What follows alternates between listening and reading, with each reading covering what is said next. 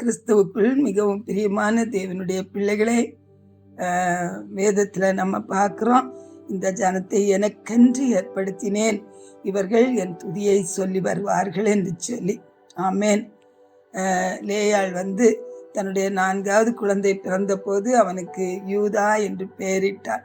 இப்பொழுது நான் கர்த்தரை துதிப்பேன் என்று சொல்லி. ஆமேன். கர்த்தரை துதிக்கும் போது தேவன் நம்முடைய வாழ்க்கையிலே கடந்து வருகிறார். அவர் நம்மோடு கூட நம்முடைய எல்லைகளுக்குள்ள உலாவி நம்முடைய எல்லைகளுக்குள்ள வாசம் பண்ணுகிறார். அல்லேலூயா. ஆகவே கர்த்தரை துதிக்கிற துதி, அதுதான் நம்முடைய வாசல் நம்ம பார்க்கிறோம். அல்லேலூயா. உன்னுடைய மதில்களை ரட்சிப்பென்றும் உன்னுடைய வாசல்களை துதி என்றும் சொல்லுவாய் என்று சொல்லி நம்ம பார்க்கிறோம். ஆகவே நம்முடைய வாசல்கள் தான் துதி.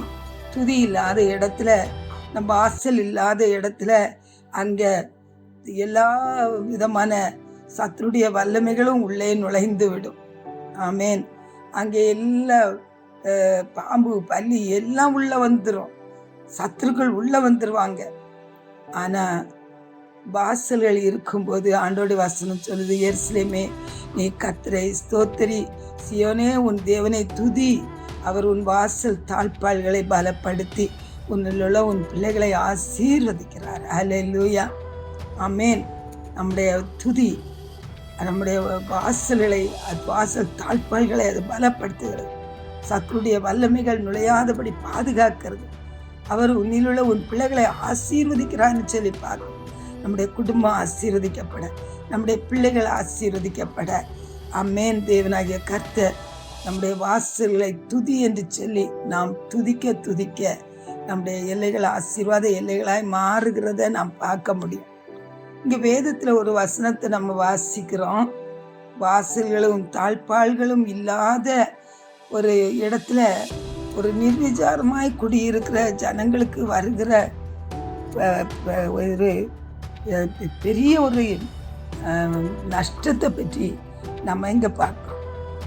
எரேமியாவின் புஸ்தகம் 49வது அதிகாரம் 31வது வசனத்தில் நம்ம பார்க்குறோம். அஞ்சாமல் நிர்விசாரமாய் குடியிருக்கிற ஜாதிக்கு விரோதமாக எழும்பி போங்கள் என்று கர்த்தர் சொல்லுகிறார்.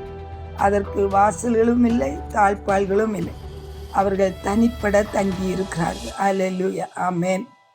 வாசல்களும் தாழ்பாள்களும் இல்லாட்டு எதிரிகள் நமக்கு விரோதமாக நம்முடைய எல்லாவற்றையும் சூறையாடி போய் விடுவார்கள்.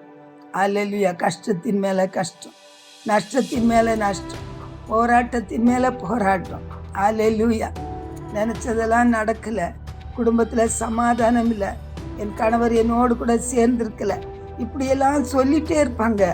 ஆனால் கர்த்தரை துதிக்கிற துதி நம்முடைய வாயில கர்த்தர் கொடுக்கும்போது, நாம் கர்த்தரை துதிக்கும் போது நம்முடைய எல்லைகளுக்குள்ள கர்த்தர் ஆசீர்வாதத்தை கொடுக்கிறவர், சமாதானத்தை கொடுக்கிறவர், குடும்பத்தை ஆசீர்வதிக்கிறவர்.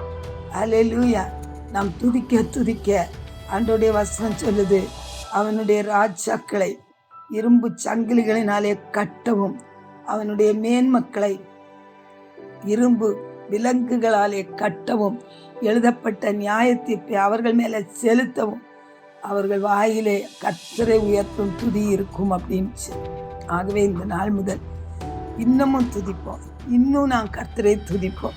அல்லேலூயா. இன்னும் துதிப்போம், இன்னும் அவரை மகிமைப்படுத்துவோம். கர்த்தர் எல்லா சத்துருக்களுக்கும் நம்மை நீங்களாக்கி ரட்சித்து நம்மை உயர்த்தி ஆசீர்வதிக்கிறதை நாம் பார்க்க முடியும். நம்மை சுற்றிலும் கர்த்தர் வேலியிட்டு நம்மை பாதுகாக்கிறதை நாம் பார்க்க முடியும். நம்முடைய வாசல் தாழ்பாள்களை அவர் பலப்படுத்தி நம்முடைய பிள்ளைகளை கர்த்தர் ஆசீர்வதிக்கிறதை நாம் பார்க்க முடியும்.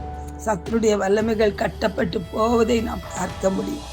அல்லேலூயா. கர்த்தர் நம்மோடு கூட வாசம் பண்ணுகிறதை நாம் பார்க்க முடியும். பரலோக தகப்பனே உமக்கு ஸ்தோத்திரம்பா.